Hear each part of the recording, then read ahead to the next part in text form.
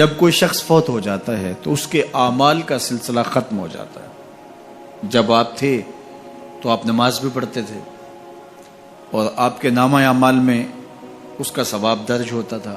اب آپ چلے گئے دنیا سے تو نمازوں کا سلسلہ ختم ہو گیا۔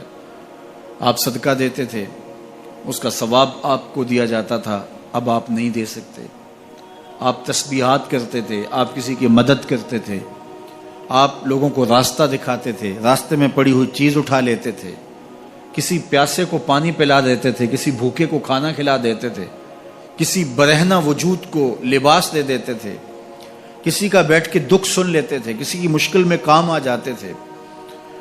آپ حج کرتے تھے، آپ عمرے کرتے تھے، آپ قرآن مجید کی تلاوت کرتے تھے، یہ کتنے اعمال خیر تھے جو آپ بجا لاتے تھے۔ لیکن جب موت آئی تو یہ سب کچھ ختم ہو گیا، الا من ثلاثہ، لیکن 3 اعمال کا ثواب ہے جو اس کے نامہ اعمال میں درج ہوتا رہتا ہے۔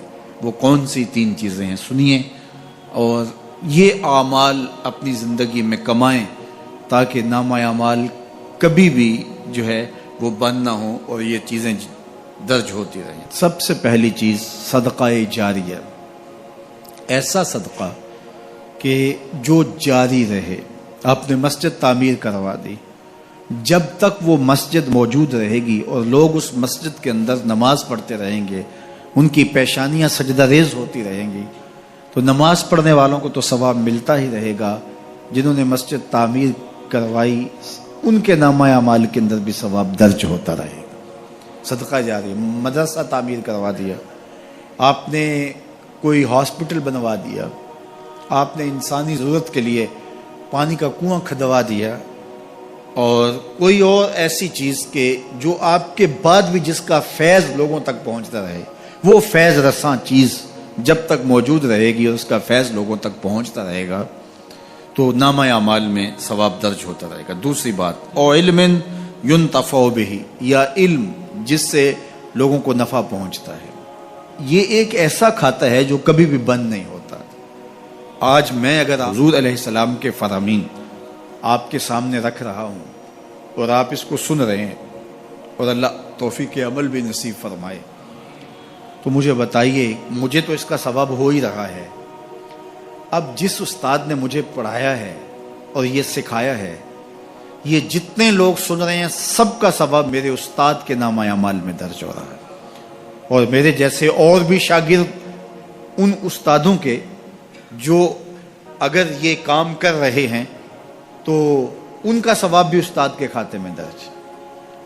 اب اس کا ثواب پھر ان کے استاد کے کھاتے میں درج، اور پھر ہمارے استادوں کے جتنے بھی ہم سبق تھے سب کا ثواب ان استادوں کے کھاتے میں درج، اور پھر ان کا ان کے کھاتے میں، اور یہ چلتے چلتے حضرت ابو ہریرہ کے کھاتے میں چلا گیا، اور پھر ان کا ثواب رسول کریم کے کھاتے میں گیا۔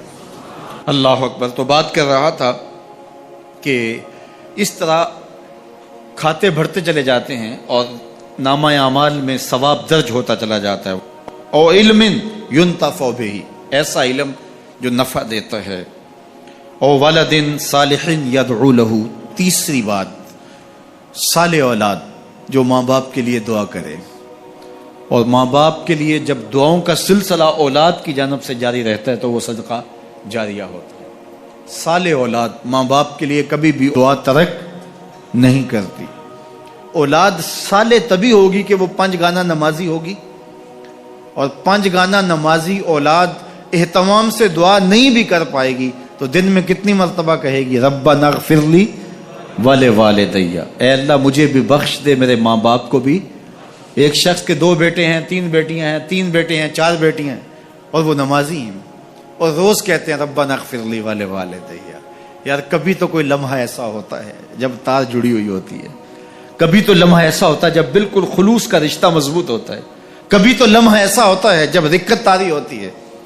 تو بچپن، لڑکپن، جوانی، بڑھاپا، روز دعا مانگ رہا ہے ربنا اغفر لی ولوالدی، کبھی بیٹی مانگ رہی ہے، بیٹا مانگ رہا ہے۔ تو صالح اولاد کی دعائیں ماں باپ کے درجوں کی بلندی کا ذریعہ ہے۔ تو 3 چیزیں ارشاد فرمایا کہ یہ منقطع نہیں ہوتی، صدقہ جاریہ، علم نافع، اور صالح اولاد۔ اللہ ہمیں صدقہ جاریہ کی توفیق بھی دے، اور اللہ ہمیں علم نافع سیکھنے اور علم نافع آگے منتقل کرنے کی توفیق بھی دے، اور اللہ جل شانہ ہمیں توفیق عطا کرے کہ ہم اپنی اولاد کی ایسی تربیت کریں کہ کل ہمارے لیے وہ صدقہ جاریہ بنیں، اور ہمارے مرنے کے بعد بھی اور ہماری زندگی میں بھی ہمارے نامہ اعمال میں نیکیوں کے درج ہونے کا سبب و ذریعہ ہو، اور ہمارے لیے دعاؤں کا سلسلہ جاری رہے۔